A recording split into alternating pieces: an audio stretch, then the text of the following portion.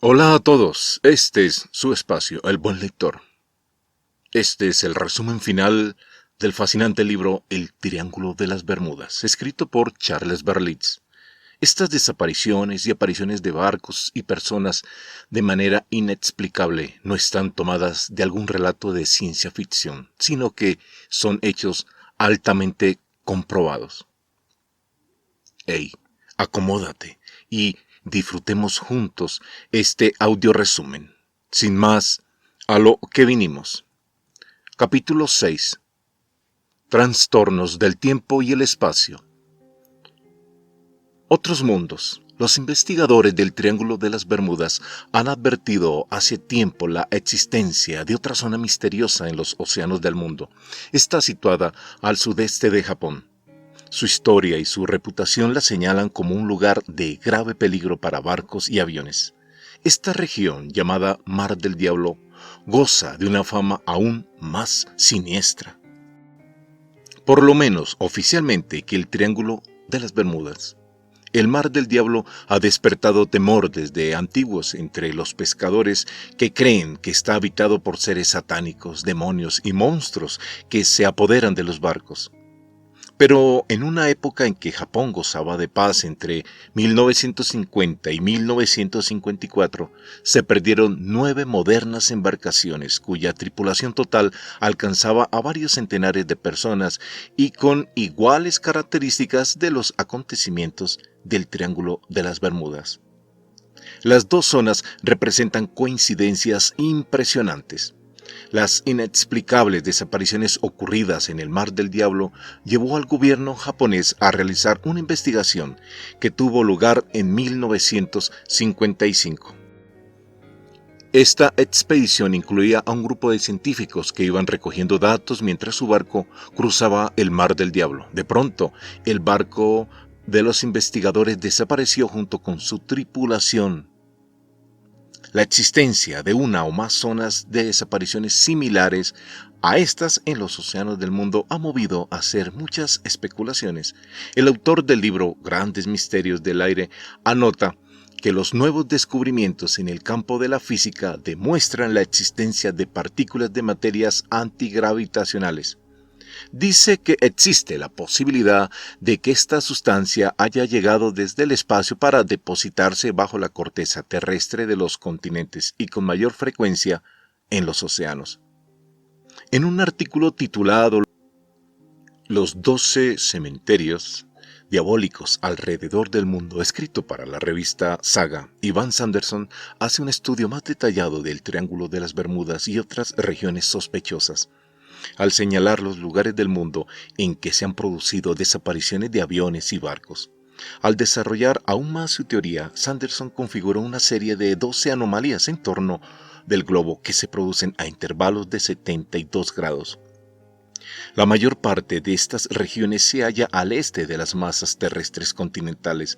En algunos casos, y cuando se presentan condiciones especiales, provocan la desaparición de embarcaciones, haciéndolos dirigirse a otros puntos del tiempo o el espacio. Sanderson pone de relieve algo muy interesante en estas zonas, cuando describe cómo algunos vuelos cuidadosamente programados suelen llegar con un asombroso adelanto. Hay aviones que han arribado con tanta anticipación con respecto a su itinerario. Tales incidentes pueden ser el resultado de vientos no registrados, pero parecen producirse con más frecuencia dentro del Triángulo de las Bermudas y otras zonas tormentosas. Veamos este sorprendente caso. Un incidente en el aeropuerto de Miami que significó un salto en el tiempo y que nunca ha sido explicado satisfactoriamente. El aparato afectado fue un Boeing 727. Al hacer la aproximación para aterrizar y cuando se hallaba dentro de la pantalla del radar del centro de control, desapareció abruptamente y por un tiempo de 10 minutos. Luego reapareció y aterrizó sin dificultades. Para el piloto y la tripulación nada extraño había ocurrido.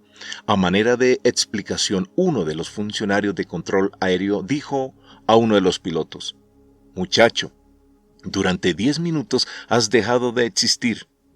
Ivan Sanderson hace notar que nuestro planeta Opera sobre la base del electromagnetismo y se pregunta si el Triángulo de las Bermudas y algunas otras zonas no funcionan como enormes máquinas generadoras de otro tipo de anomalías. Ningún investigador de los acontecimientos del Triángulo de las Bermudas puede eludir los informes acerca de apariciones de ovni. Los ovni han dado lugar a miles de documentos e investigaciones. En el resto del mundo se han producido millares de apariciones, 10.000 solamente en 1966. Los ovni han sido fotografiados con diversos grados de nitidez, se les ha observado siguiendo aviones, en algunos casos los han interceptado o destruido, y en algunas ocasiones han aparecido en número considerable sobre muchos pueblos y ciudades. Sin embargo, los informes acerca de ovni siguen apareciendo y las diversas e importantes sociedades dedicadas a estudiarlos, así como una verdadera proliferación de libros sobre la materia, hacen que el tema se mantenga vivo. Todo esto ha llevado a algunas teorías a decir que su presencia está relacionada con las desapariciones que ocurren dentro del Triángulo de las Bermudas. Uno de los partidarios más elocuentes de esta versión es John Spencer, autor del libro Limbo de los Perdidos. El autor está familiarizado con los aviones, puesto que fue piloto de la Fuerza Aérea durante 10 años. Spencer ha realizado estos estudios durante muchos años y piensa que la única explicación plausible en torno de la pérdida de aviones y barcos con sus tripulaciones y pasajeros es que han sido y son arrebatados físicamente de los mares y cielos por los que viajaban. Spencer piensa que la razón de que se produzca tantos golpes en el Triángulo o Limbo es que allí las oportunidades de capturar ejemplares humanos son más numerosas. La teoría de Spencer acerca de la razón por la que los raptos espaciales se producen en tan gran escala resulta inquietante y es compartida por diversos otros investigadores que parecen haber llegado a la misma conclusión de manera independiente. Los visitantes de otros mundos podrían estar interesados en mantener una reliquia viviente de la Tierra en otros planetas, o tal vez desean impedir el avance de nuestra actual civilización antes que el mal empleo de la energía nuclear se convierta en un peligro para otros mundos. Un párrafo de los Anales de Tutmosis III, un faraón podría construir el primer testimonio acerca de un ovni visto en la antigüedad. Después que el faraón y su gente observara al ovni, el faraón hizo que se quemara incienso para restablecer la paz en la tierra y ordenó que lo ocurrido fuese escrito en los anales de la Casa de la Vida, para que fuese recordado para siempre. También la ardiente visión presenciada por Ezequiel, el torbellino del norte, un fuego que se envolvía a sí mismo. Del centro surgieron 4 criaturas vivientes. Ha sido citada con frecuencia como un ovni que aterrizó y posteriormente llevó a Ezequiel como pasajero. El doctor Joseph, autor del libro Las naves espaciales de Ezequiel, el doctor comenzó su libro con la intención de desvirtuar la teoría. Sin embargo, comprobó también que los procesos habituales de aterrizaje eran clara y detalladamente en estos escritos, cuando habla de los colores cambiantes según la velocidad. En vista de todo ello, Joseph modificó su tesis y escribió un libro opuesto al que había empezado, determinando por medio de referencias bíblicas no solo que Ezequiel había visto una nave espacial, sino que el ser descrito por Ezequiel como Dios era sencillamente el capitán del cohete. Las diferentes formas en que los observadores los han descrito a lo largo de los siglos resultan curiosas, variadas y a la vez divertidas. Podría suponerse, por ejemplo, que Ezequiel utilizó términos como león, buey y águila para describir algunas de las características del cohete. Alejandro el Grande comparó un posible ovni con grandes y brillantes escudos plateados.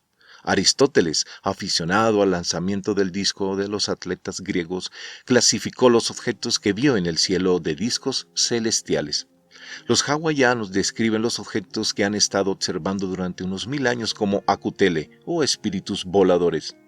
Frank Edwards, observador de fenómenos no explicados, piensa que la tremenda explosión ocurrida en Siberia del 30 de junio de 1908 en una zona desierta a lo largo del río Yenisei no fue el resultado del choque de un meteorito contra la Tierra, como se pensó durante mucho tiempo, sino una explosión atómica producida por el estallido de una nave espacial. Edward concluye: en la catástrofe del río Yenisei perdimos un visitante del universo. El autor del libro El caso de los ovni opinó que las famosas desapariciones de barcos y los misterios del Triángulo de las Bermudas fueron causadas por ovni. El autor va más allá del triángulo y describe la desaparición de la tripulación completa de un gran barco de vela que se desvaneció después de enviar señales de saludo a un pesquero. El autor llegó a la conclusión de que tales desapariciones eran casi imposibles de explicar, excepto hacia arriba. Algo operaba desde arriba con gran poder y velocidad de acción. Creía que el desarrollo de nuestra era aeronáutica es de un gran interés para nuestros vecinos del espacio y que allí podría estar la explicación del creciente número de visiones de ovni. Durante los lanzamientos de los cohetes Géminis 4 y 7 se han observado algunos ovni. Los astronautas del Géminis observaron un duende que avanzaba en paralelo a su nave. Luego se informó que otro duende había seguido al Géminis 7. El vuelo del Apolo 12 hacia la Luna se vio escoltado por dos ovni, uno al frente y otro detrás. Su presencia llevó al astronauta Gordon a comentar que eran muy brillantes y parecían hacernos señales luminosas. Más tarde, durante el mismo vuelo, los astronautas vieron otra luz brillante. La calificaron de tan grande como Venus. Se situó entre ellos y la Tierra durante alrededor de 10 minutos para luego desaparecer. El autor quedó convencido de que había una censura encubierta que ocultaba muchas informaciones y acontecimientos importantes. También se refería a la cuestión de cómo el magnetismo controlado puede producir invisibilidad, que es una proyección de la teoría de campo unificado. Jessup, el autor, consideraba que esto era la clave tanto de las repentinas apariciones y desapariciones de ovni como de barcos y aviones. El día de su muerte, 20 de abril de 1959, se encontraba en Miami. Murió dentro de su coche estacionado en un parque municipal envenenado con monóxido de carbono proveniente del tubo de escape, que había sido conectado hacia el interior del automóvil por medio de una manguera. Debido tal vez a la insistencia de Jessup en ciertos aspectos de la intervención de otros mundos en asuntos de este planeta. Hay quienes piensan que su muerte no fue autoprovocada y que el incidente es una muestra de los peligros que se corren al investigar muy de cerca en este campo. En una conversación dice sobre los ovni: algunos soldados y yo mismo los hemos visto. En una ocasión observé a uno que tenía un rayo azul apuntando hacia las aguas de un lago. Tal vez estaba cargando agua o incluso muestras para el estudio de la fauna local.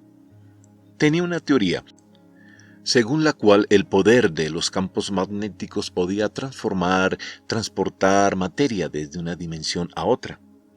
Creía que los ovni podían entrar en nuestra dimensión y luego salir llevándose muestras de seres humanos o de otro tipo, sean lo que fuesen. Los ovni parecen crear un torbellino magnético temporal y un tipo de ionización que puede causar la desaparición o la desintegración de barcos y aviones. Antes de morir, Jessup creía que estaba a punto de descubrir la base científica de lo que estaba ocurriendo, que para él resultaba explicable según la teoría de campo unificado. La teoría de campo unificado ofrece otra explicación acerca de cómo los ovni podrían materializarse y desaparecer tan repentinamente. En otras palabras, es algo que tiene que ver con los campos magnéticos y eléctricos. Jessup, que pensaba que la Marina de los Estados Unidos tropezó inadvertidamente con esto durante un experimento de guerra que se realizó en un destructor y que recibió el nombre de Experimento Filadelfia. Era una experiencia secreta que la Marina realizó durante la guerra. en 1943 en el mar. Su finalidad era un fuerte campo magnético sobre una embarcación de superficie tripulada. Cuando empezó a realizarse la experiencia surgió una luz verdosa y opaca, similar a la luminosidad gris brumosa que, según los testimonios de supervivientes, que se dispone cuando suceden estos incidentes en el triángulo. La prueba se hizo con el buque entero. Estaba cubierto por este velo verde. La nave, con tripulación y todo, empezó a desaparecer de la vista de los que se hallaban en el muelle. Solo podía verse la línea de flotación. Posteriormente, se dijo que el destructor había aparecido y desaparecido en Virginia, lo que podría ser el resultado de un viaje invisible de prueba y relacionado con un fenómeno de cambio en el tiempo. Un exmiembro de la tripulación informó que el experimento resultó exitoso y que se produjo un campo de invisibilidad de forma esférica que se extendía a lo largo de 100 metros. Al intensificarse la fuerza del campo empezaron a desaparecer, desaparecían los marineros que estuvieron allí. Tuvieron que ser hallados mediante una búsqueda al tacto y vueltos a la visibilidad mediante una especie de técnica de recuperación manual.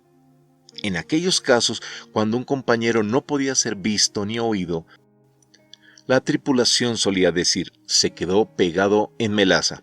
Lo que se había producido realmente era un estado de animación suspendida, cuya recuperación completa podía convertirse en un serio problema. Se rumoreó que muchos marinos fueron hospitalizados, otros murieron y otros resultaron con perturbaciones mentales. En general, la capacidad física pareció haber aumentado. Algunos tripulantes conservaron los efectos de la transmutación causados por el experimento y desaparecían y reaparecían temporalmente, estando en casa o mientras iban por la calle o estando sentados en bares o restaurantes, causando asombro entre la gente que pasaba. De pronto, cuando la llevaban a tierra, la bitácora del buque estalló en llamas, con resultados desastrosos para el que la llevaba. Al Dr. Jesu le enseñaron un ejemplar de su libro que había aparecido misteriosamente en las oficinas de la ONR y que estaba lleno de anotaciones relativas a sus teorías y al experimento y a las actividades de los ovni. Algunos decían que el Dr. Jesu se había suicidado debido a que estaba abatido por la crítica de sus libros hecha por el mundo científico y académico, pero tal parece la realidad de su muerte se debió a otra cosa. Sus teorías eran muy avanzadas y tal vez había gente o influencias que deseaban evitar que se propagaran. En una conversación se hacían varias preguntas. Una de ellas dice, ¿por qué cree usted que existe esa concentración de incidentes en el Triángulo de las Bermudas? Creo que es posible que los seres inteligentes que dirigen a los ovni no estén solo tomando muestras y verificando nuestro progreso científico, como lo demuestra su interés por Cabo Kennedy y nuestras pruebas espaciales, sino que están retornando a lo que podrían ser antiguos recintos sagrados o quizás centros o estaciones generadores de energía que actualmente están cubiertos por el mar. Hemos descubierto grandes construcciones en el fondo del mar que constituyen indicios que allí existía hace miles de años una civilización muy desarrollada. Resulta más que curioso que hayan ocurrido tantos incidentes en esta zona y que haya habido tantas visiones de ovni, no solo en el cielo, sino también entrando y saliendo del océano. En vista de lo que podría verse en cuanto a los ovni, deberíamos considerarnos afortunados de que sus actividades hayan sido tan benevolentes hasta ahora. Aunque siempre existe la posibilidad de que estos visitantes no provengan de los mismos lugares en el espacio exterior o interior y no tengan las mismas intenciones. El gran apagón del 65, esa vez fueron seguidos los informes locales acerca de ovnis. Alguien hizo un comentario. El apagón causado por el fallo de la red de energía del Nordeste ha creado uno de los mayores misterios en la historia de la civilización moderna. Varios de los más persistentes observadores del Triángulo de las Bermudas coinciden al señalar que, puesto que no existe una explicación terrenal acerca de las desapariciones de tantos barcos y aviones, la explicación podría ser extraterrestre. Eso fue lo que ocurrió en la época del vuelo 19. Cualquier punto del espacio exterior con sus billones de planetas posiblemente habitados podría ser una fuente plausible del origen de estas visitas. Además, en años recientes han surgido nuevas teorías relacionadas con el límite de la velocidad que podrían terminar por modificar nuestro concepto acerca del tiempo necesario para viajar a otras galaxias. Algunos teóricos sugieren que la fuente de las visitas podría hallarse más cerca de la Tierra, tal vez en los océanos de la misma Tierra. Ivan Sanderson, en su libro Residentes Invisibles, señala: en este planeta existe una civilización submarina que ha permanecido y evolucionado aquí durante mucho tiempo. Hay seres inteligentes que han llegado desde otros lugares que prefieren usar el fondo de la hidrosfera y posiblemente también las capas superficiales de la litosfera que está debajo de aquella. Sobre ella o dentro de ella residen y desde allí operan. Sanderson señala que si una civilización como esta ha podido desarrollarse bajo el agua, actualmente se encontraría mucho más adelantada de la que vive en la superficie. La presencia de seres y actividades tecnológicas tan adelantadas bajo los mares del mundo ha sido tal vez la causa de las numerosas leyendas conservadas a lo largo de la historia y que recogen incluso hoy. Se habla algunas leyendas. El almirante Richards, un famoso explorador y piloto que voló en varias ocasiones sobre los intensos campos magnéticos de los polos, transmitió por radio un mensaje increíble mientras volaba sobre el Polo Sur.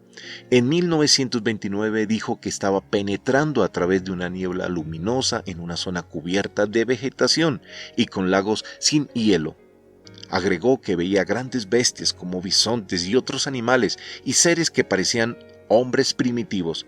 La transmisión se perdió casi inmediatamente y el informe del almirante fue atribuido a cansancio nervioso momentáneo o a una alucinación. En todo caso, parece existir una similitud entre los campos magnéticos del tipo supuestamente creado por el experimento Filadelfia y las condiciones existentes sobre los polos.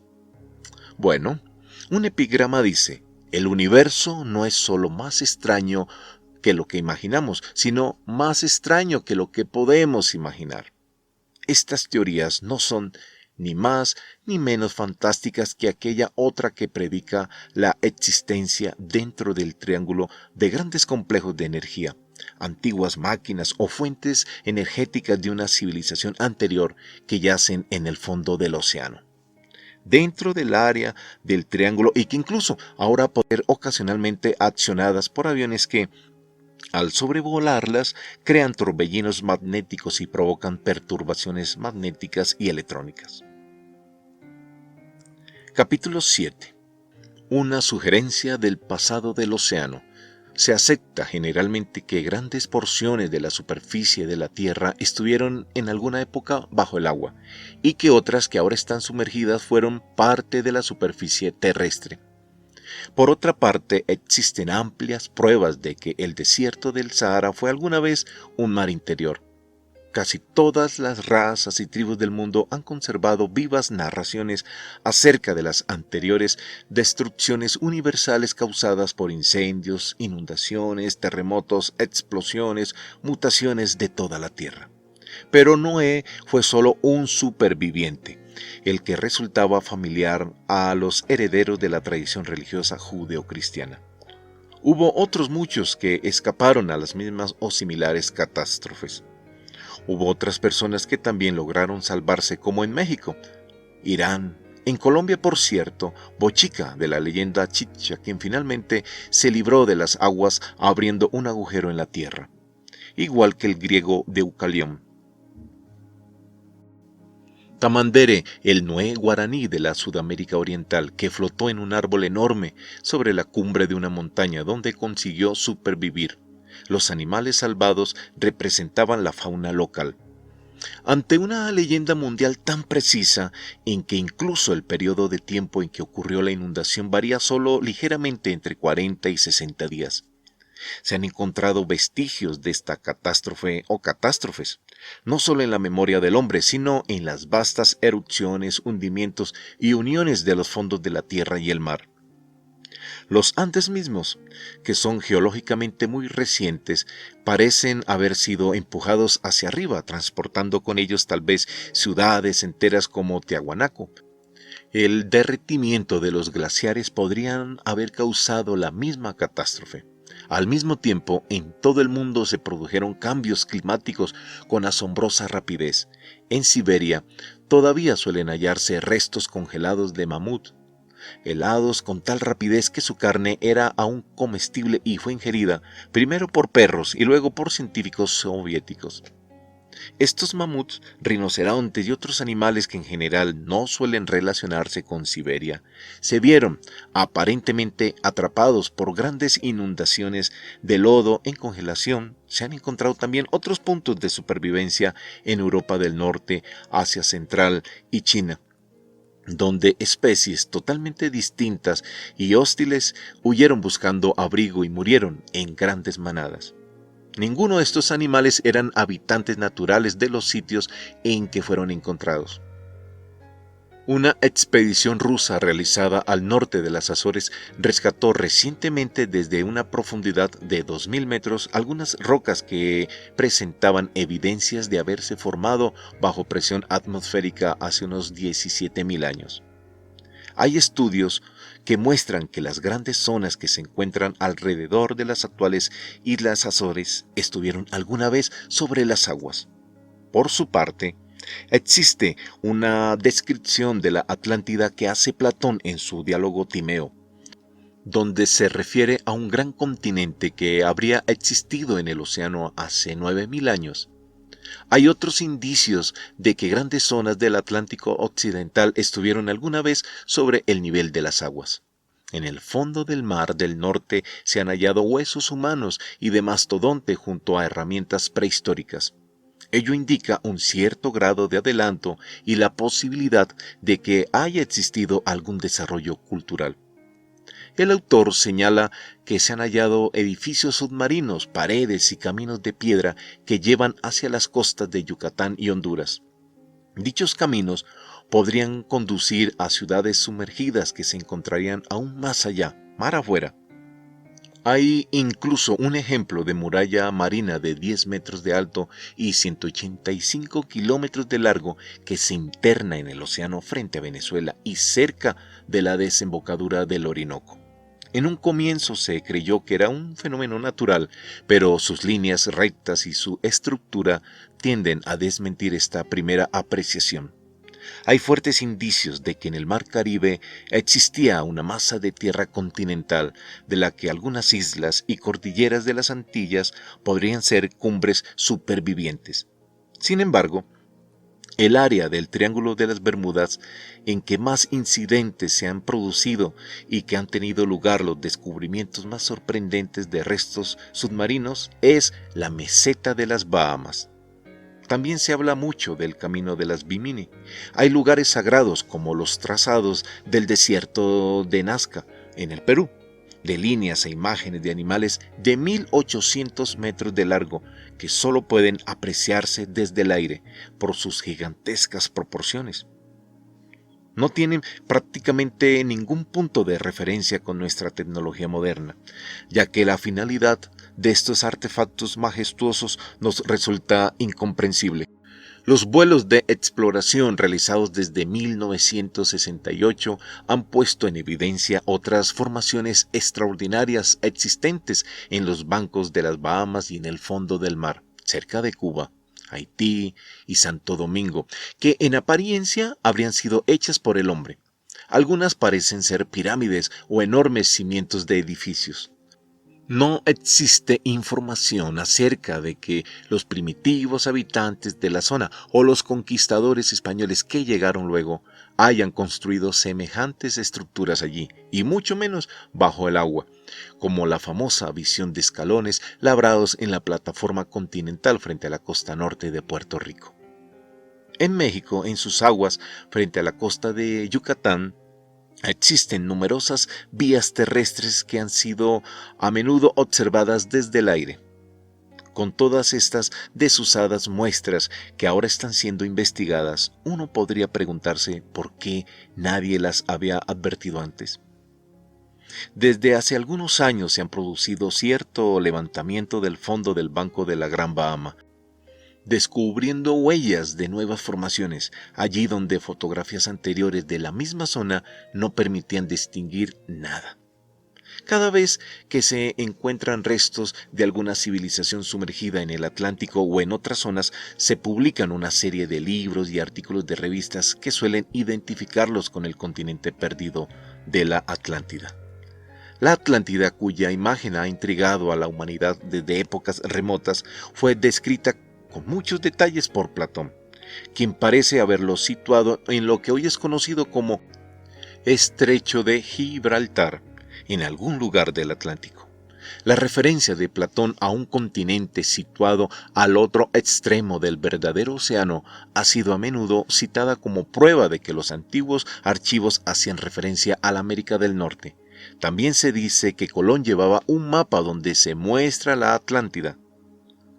La candidatura de la parte occidental del Triángulo de las Bermudas como lugar de emplazamiento de la Atlántida se ha popularizado desde los descubrimientos de 1968, que se vieron rodeados de una serie de circunstancias curiosas y relacionadas.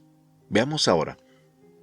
Una predicción de Edgar, el profeta durmiente, quien murió en Virginia en 1945, dijo, estando en trance: Poseidia estará entre las primeras porciones de la Atlántida que volverán a levantarse posiblemente entre 1968 y 1969, en una época que no está tan lejana. Esta curiosa profecía arqueológica se cumplió casi dentro del plazo señalado cuando se produjeron los hallazgos de los bancos de las Bahamas. Esto hizo que mucha gente examinara con renovado interés las demás predicciones de Edgar en cuanto a la Atlántida. Capítulo 8. Sorpresas de la historia. Varios investigadores del misterio del Triángulo de las Bermudas han sugerido que algunas inteligencias extrañas podrían estar interesadas en examinar nuestro desarrollo de la fisión nuclear para fines bélicos, y que este desarrollo llegue a amenazar la existencia de la civilización en nuestro planeta. En sus conferencias sobre la Atlántida, Edgar insistió reiteradamente en las que parecen ser referencias a fuentes de energía nuclear, rayos láser y máser comparables a los nuestros. El vidente describió estas fuentes de energía con bastante detalle. Eran grandes generadores que producían fuerza para impulsar naves aéreas y submarinas, con capacidad para producir iluminación, calor y alimentar sistemas de comunicación. Según las palabras del profeta, dice: el hombre introdujo las fuerzas destructivas que, combinadas con las propiedades naturales de los gases, de fuerzas existentes en la naturaleza y en su forma natural, causaron la peor de las erupciones en las profundidades de la Tierra en lento proceso de enfriamiento. Y esa porción de la Atlántida, que ahora se halla cercana a lo que podríamos llamar el Mar de los Sargazos, desapareció bajo el océano. En su relato acerca de la prehistoria, Edgar parece haber predicho específicamente el uso de rayos láser y máser, para cuyo conocimiento faltaban muchos años entonces, 1942. Describió una gigantesca fuente de energía de cristal. En cierta conferencia, el vidente dijo lo que permitía mover rocas de gran tamaño. Uno de los ejemplos que podría citarse es el de los bloques de pórfido de Ollantaytambo y Ollantaypaburo, en Perú, que fueron transportados a lo largo de grandes distancias sobre montañas y abismos y luego colocados en las cumbres de otros acantilados de 300 metros de altura. El hijo de Edgar, en un libro que publicó, se refiere a un edificio donde estaría guardado un complejo refractario o de cristal. El edificio tenía forma de cúpula. El edificio fue construido de manera que, cuando la cúpula se retiraba, no había obstáculo para la aplicación directa directa de la energía sobre varias naves que iban a ser impulsadas a través del espacio. Aquel vidente se refiere constantemente al uso inadecuado de las tremendas fuerzas desarrolladas por esta supercivilización. La extracción de los poderes del mismo Sol para trasladarlos al rayo que causa la desintegración del átomo. Eso provocó la destrucción de aquella parte de la Tierra. Aunque resulta difícil suponer que semejantes complejos energéticos puedan seguir funcionando después de miles de años, es interesante observar lo que sucede con las misteriosas aguas blancas, que han sido advertidas por muchos exploradores desde Colón hasta los astronautas. Las desviaciones del compás y las perturbaciones eléctricas podrían ser causadas por una enorme concentración de metal depositado bajo el agua. Debe recordarse que Edgar no era médico ni historiador, sino simplemente un curandero clarividente de gran reputación. Sin embargo, algunas de las profecías que hizo durante sus charlas y que no tienen nada que ver con las curaciones han resultado.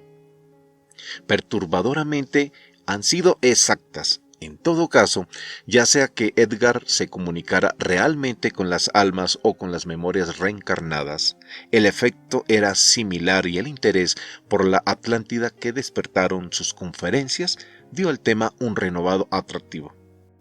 Aquellos que se aferran a la teoría de que antes de que se aparecieran las primeras manifestaciones de una cultura en Egipto y Sumeria existió una civilización mundial altamente desarrollada, han sido considerados durante mucho tiempo cultistas, sensacionalistas, visionarios o sencillamente tontos.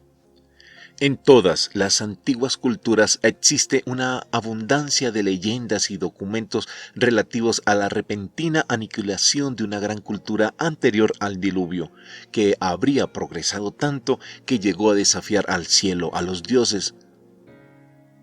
Las poblaciones indígenas de todo el mundo han conservado leyendas que viven a la sombra de ruinas enormes, cuya construcción solo pudo realizarse gracias a técnicas de transporte y colocación de piedras de una tecnología extremadamente avanzada.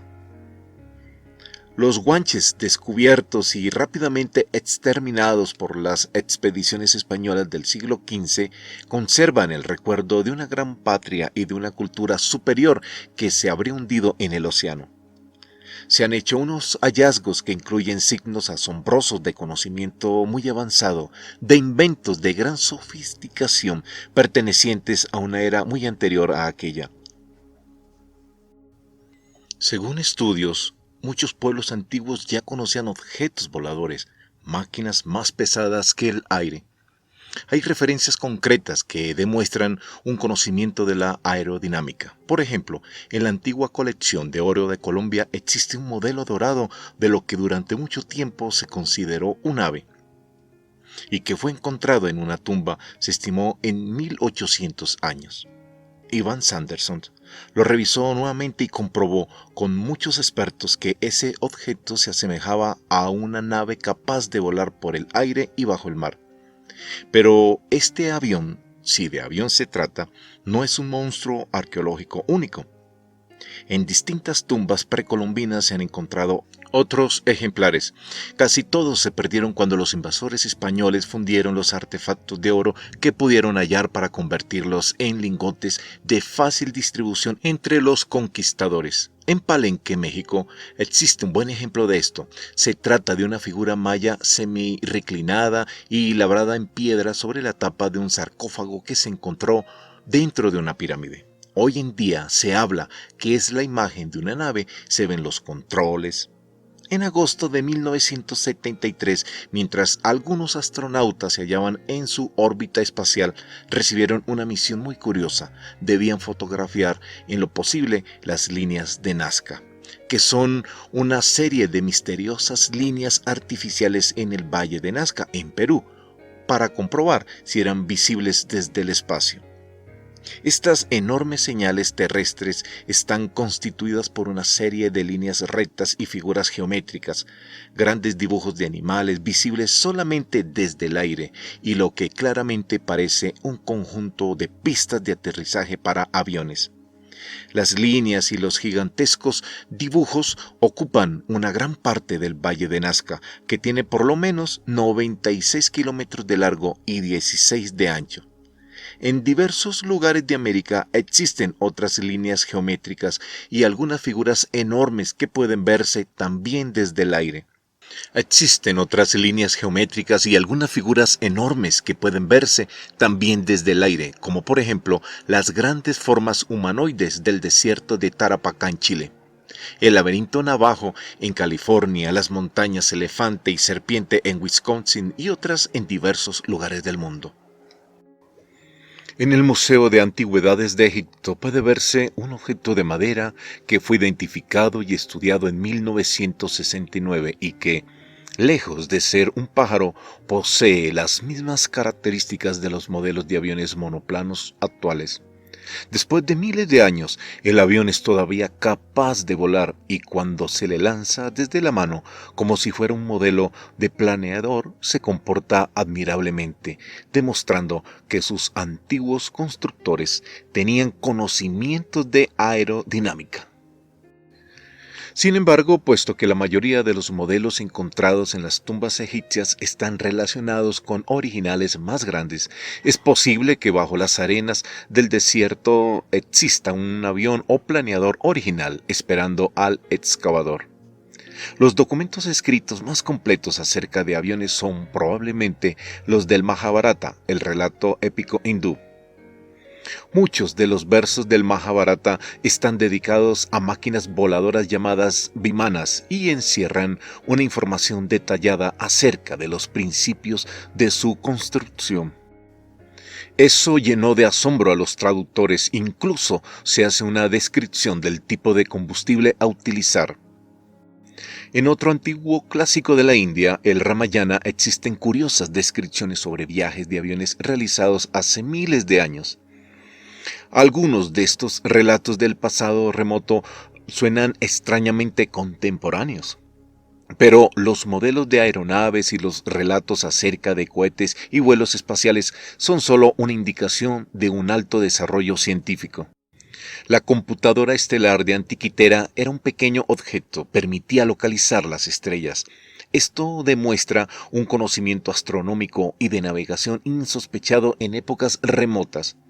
En algunos museos podrían hallarse otras pruebas concretas de adelanto técnico, clasificadas como objetos religiosos, juguetes o sencillamente sin clasificar.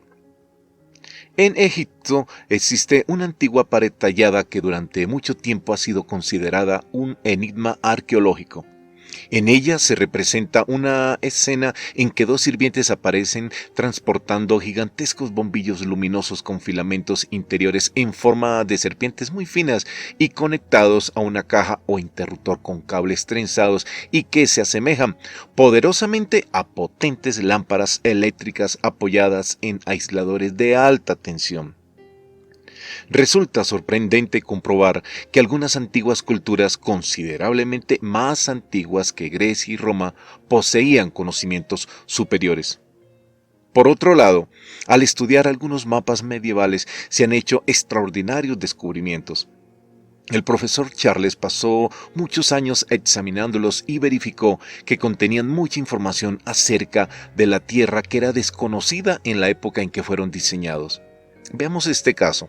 El mapa Piri Reis, que es una sección de otra carta mundial mucho mayor existente en la antigüedad y que fue hallado en 1929 en medio del desorden del harén del derrocado sultán de Turquía.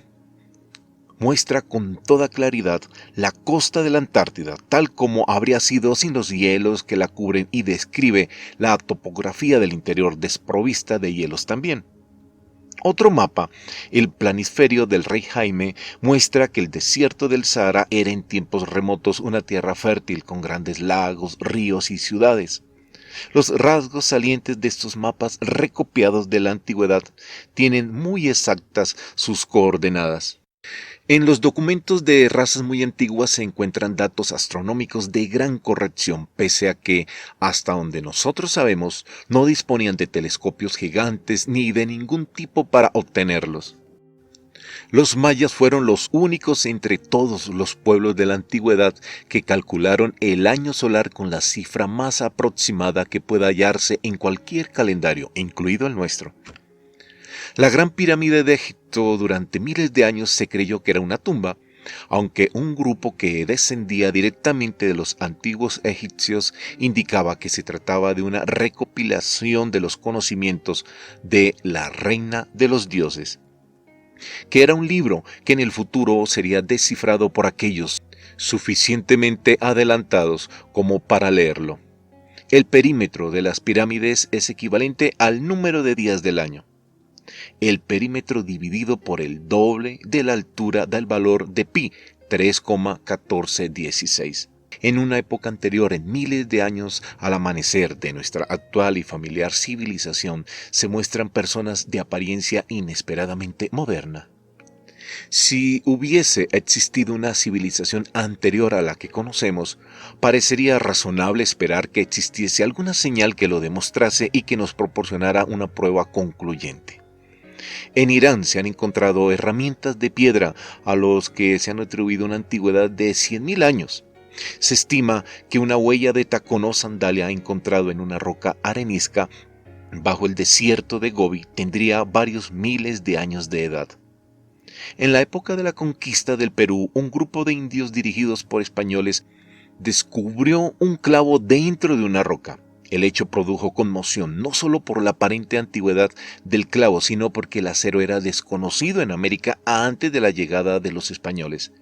Estos y muchos otros casos son tan difíciles de explicar en términos históricos, que muchos se inclinan a no atribuirles seriedad. Otros los atribuyen a visitantes de otros mundos que dejaron sus huellas en nuestro planeta.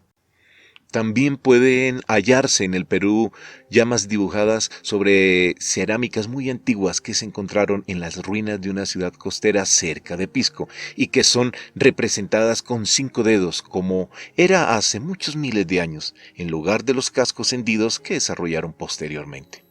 Con la desaparición de esta civilización primitiva, este conocimiento podría haber sido conservado a través de leyendas.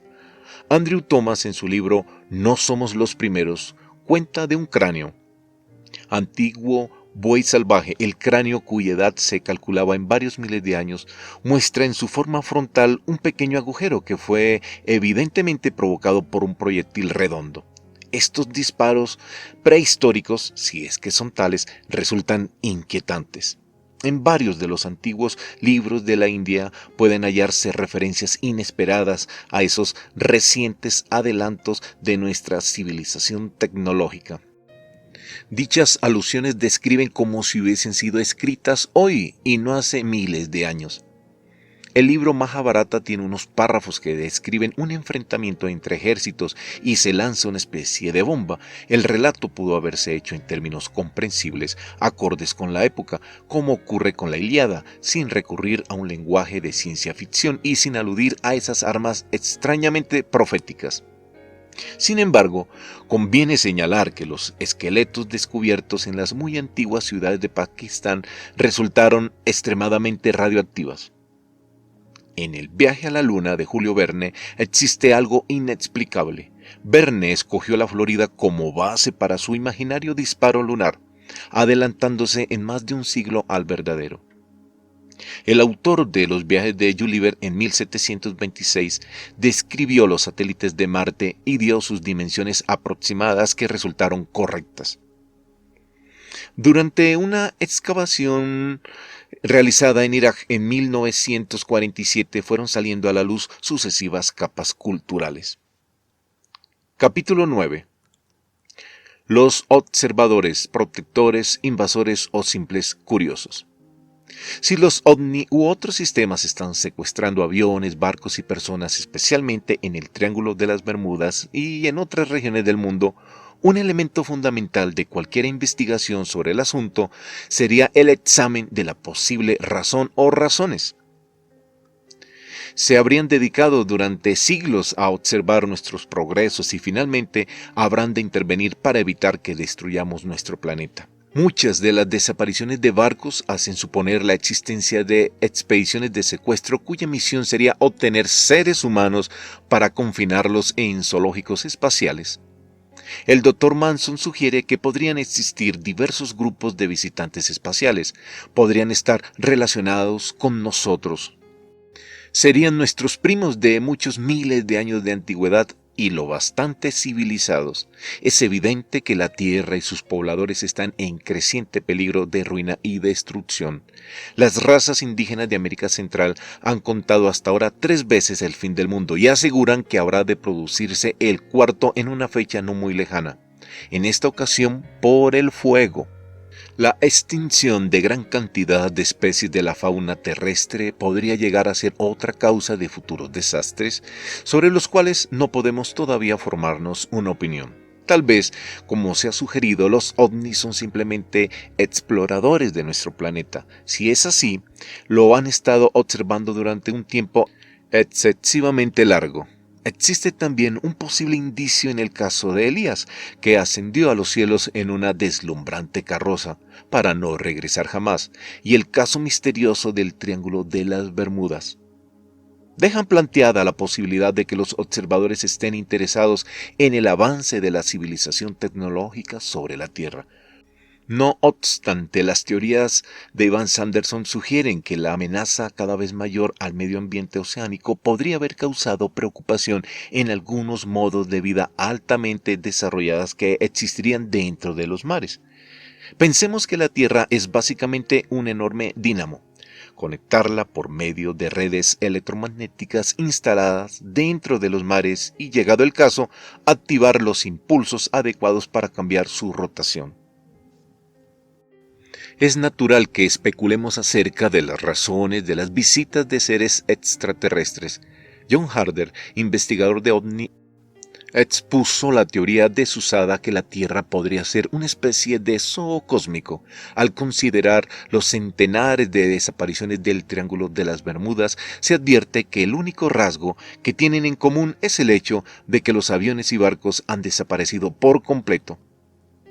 La historia del Triángulo de las Bermudas abarca acontecimientos que ya están sumidos en la bruma de las leyendas antiguas y modernas, pero, en general, la gente suele ser reacia a enfrentarse a misterios que no pueden ser explicados de manera satisfactoria.